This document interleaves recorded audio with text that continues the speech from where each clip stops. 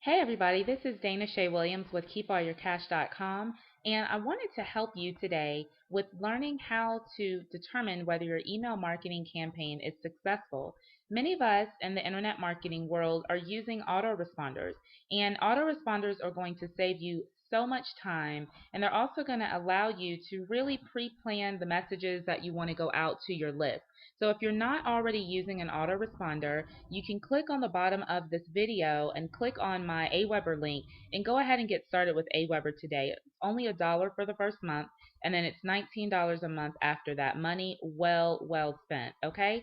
Now, if you already have an Aweber autoresponder, then this video is going to help you tremendously. One of the things that I use from time to time, actually I've been using it more and more as I've really been streamlining my campaigns, is this little reports tab, okay? So you'll see right here where it says reports, you're going to want to click on that, go to reports, and then you're going to want to scroll down. I've already done this. I'm not going to go back through it again because my computer's been running a little slow today. So you're going to scroll down to where you see follow-up percentages, okay? Now this is one of my lists that I have created, and I have several people on this list, and this list is actually the one that we're going to focus on today. So let me just kind of go through some of the captions, or I'm sorry, tabs with you so that you can see what it is that you're looking at. The first thing here, this graph, is basically just a visual of what we're going to be talking about today. This is a very typical graph. Your first message, and this actually goes all the way down to, I believe I have probably 60 or 70 emails in this campaign. 67 emails. Okay, great. So this is going to show you how each of these messages are performing, okay? So the first message, message number 1, it has a 1 beside it. This doesn't mean it went to one person, it just means that it's message number 1. It was sent to 100% of the people on my list. Now, if you had any bounces, any emails that came back for whatever reason, then that would be reflected in that percentage. It wouldn't be 100%, it might be, 98% or something like that. If you chose to send it to only a select amount from that list, then that would also be reflected there, okay? The next thing that we're going to talk about here is the open percentage. Now, this is very important. Anything in internet marketing, if you're using an autoresponder list, if 10% or more of the people are opening the messages, that is considered to be good. Now, when I first heard that, I was like, really? 10%? Because in my mind, 100% of people need to be reading my messages, especially if they've opted in. But then I thought about it.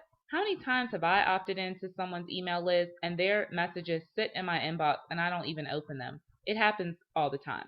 So if you have 10% or more of people that are opening your messages, you are doing a great job. And now you just need to build on that so that you can get your percentages even higher if possible. Okay? The next tab here is going to be clicks. So this is if you have any sort of links in your email. Maybe you shoot them a message and you say, click on my YouTube video to learn how to do such and such and such. Or you might say, click here to visit my blog or whatever. If you have any sort of links, then this is the section where you're going to be able to tell how many people or what percentage of those people have been clicking on your links. So let's take a look at message number 1. Message number 1 is obviously going to be your highest performing message. Why is that? Several reasons. Number 1, people are curious. A lot of times, especially if you're a marketer, I like to find out what works. And so I don't subscribe to everybody's newsletter. I don't subscribe to everyone's list. But if I do know that, if I come across someone and they're doing something well, I'll subscribe to that list.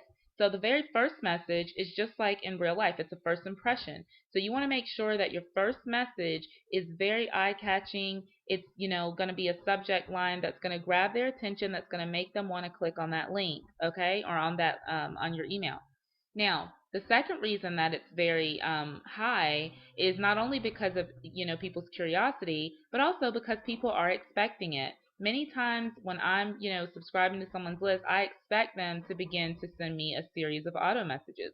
So I'm very excited usually to kind of see what that first message says.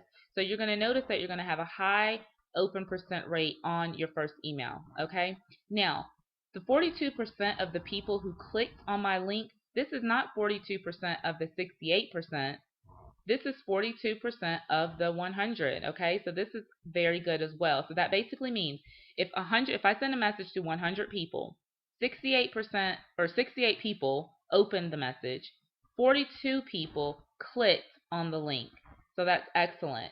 Okay, now you'll notice the message number 2, the numbers start to go down a little bit.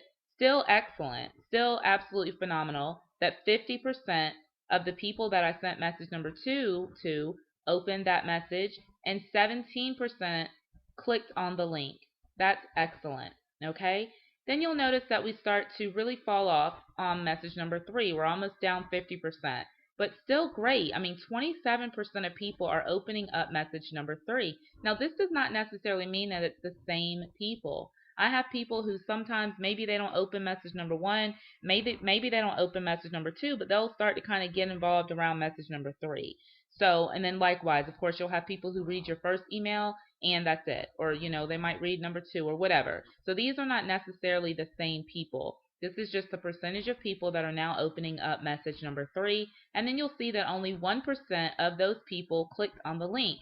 Well, here's a little secret for you. There was no link, okay? So I don't know what's going on with Aweber here, but there was no link in message number 3. So that's not alarming.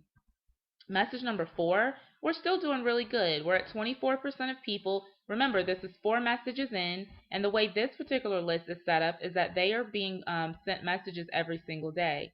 So on day 4, I still have, almost 25%, almost 1 in 4 people who are opening up my emails. So that's really good. Now, I'm not going to go through every single message here with you, but I just want to kind of draw your eyes to something.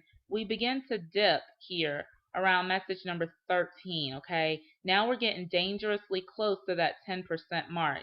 Now, why are people not clicking on message 13? You'll notice that they go back up in message 14. So maybe there's something wrong with message 13. Maybe I've got some, typos in the subject line, or maybe the subject headline is not catchy enough. Maybe I'm sending it at a specific time where people are not opening emails. So let's click on message 13 and just kind of figure out what's going on with that. Okay, this title is called Secret Key to the Universe of Unlimited Sales. Now, just think about that title for a minute. Would you open that? Me? Probably not. Why is it in here? That's a good question. I wrote some of these a long time ago. So in my journey and in my growth process, maybe back then that seemed like a great headline, but it doesn't seem so great to me now. So the cool thing is that I don't like it anymore. I can just go in and change it. Now, before you change your subject, you might want to find out what the email is all about. So you would just kind of read through that email. Okay. So you can just do that. I'm not going to spend time doing that in this video, but I just wanted to show you that you can do that. And you can change everything from right here. And then when you're ready to be done with that, then just go ahead and save it right here. Now let's look at the time. I have this set up so that they are receiving this message any day of the week between 6 a.m. and 9 a.m. For me, that has been very, very successful. But you have to kind of do what works well for your list. If you have a list of stay-at-home moms, for example, that might be a good time because most kids are going to be getting up around that time. Or I'm sorry, that would probably not be a good time because most of their children are going to be getting up around that time. They're going to be getting kids off to school. So, they're probably not going to be sitting at their computer around 6 to 9 a.m., but that doesn't mean they won't still read your email. I mean, of course, we get emails all throughout the day, so they might read your emails at, 1 or 2 o'clock. Of course, the fresher the email is, the more higher the chance of that person opening it. What do I mean by that? What I mean is that think about it. If you get an email at, let's say, 2 a.m., okay, most people are sleeping around that time. So that means that email is going to sit in your inbox all throughout the wee hours of the morning, all throughout the early hours of the morning. You get up, you get dressed, you get ready to do whatever you do, whether you go out to work or whether you work from home. And you might not start checking your emails until like around 11. Well, think about all the other emails that have come in between 2 a.m. and 11 a.m.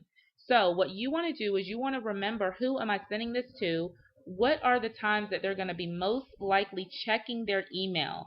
And then you're going to want to send that message around that time. Now, this particular list goes out to people who are business professionals. So many of us check our emails before we head off to work or before we begin our work day because we need direction for that day. So this has been a very good time for me, but again, you do want to keep that in mind when you're determining when to send messages to people. Okay, so I just want to kind of show you that so that you can make those changes as necessary. I believe the reason that that email was not performing well was simply because the headline was kind of corny. Okay, so once you determine, okay, I need to go ahead and fix that, then fix it, save it, and then we can come on back to the follow-up percentages.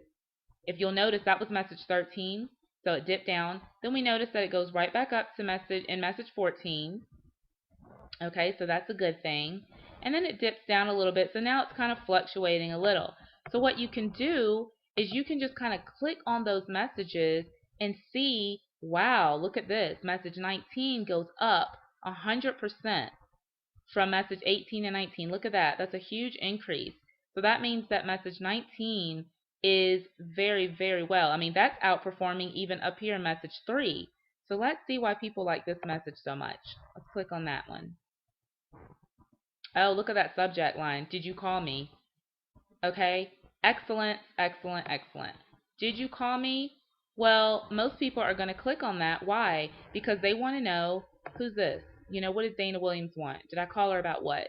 Okay, so that's what I'm talking about when I talked about in some of my earlier messages how you really, really, really want to make sure that your subjects are very attention getting. You want to stay away from words that are overused, you know, words that have been saturated, like the secret to such and such and such. You know, everyone knows there's no secret. So let's just, you know, stop using that. I know there may be marketers out there who disagree with me, but I don't really use the secret anymore. You know, messages with a whole bunch of caps and bolds and, you know, things that are very obvious that you're trying to get someone's attention. You want to stop using those messages, or you want to, you know, restructure that headline. What I'm finding that's working very successfully is just simple, you know, kind of to the point, call to action type of headlines. So like the did you call me one, or any kind of welcome or congratulations. Those things work really well. Again, you want to just kind of play around with it. The great thing about marketing is that you test, and you test some more. And you find out what's working, you find out what isn't. But this reports tab in your Aweber is going to be crucial because you need to be able to see how your messages are performing. The ones that are not performing, go in and tweak them, make them better, republish them, and then look at your reports again. I've been doing this now for the past several weeks, and it has really helped me. I've actually been adding more leads into my business. I've been selling more products simply by updating and making corrections in my email marketing campaign. So I hope that this video was very helpful for you all. Again, if you do not have Aweber, click on the bottom of this video on my Aweber link and get started with Aweber today. And if you are looking for ways that you can build leads into your business, whatever business that is, I would invite you to go to my website, which is keepallyourcash.com, where I will help you in attracting people to your business without ever picking up the phone. Have a great day, you all, and I will see you on the next video.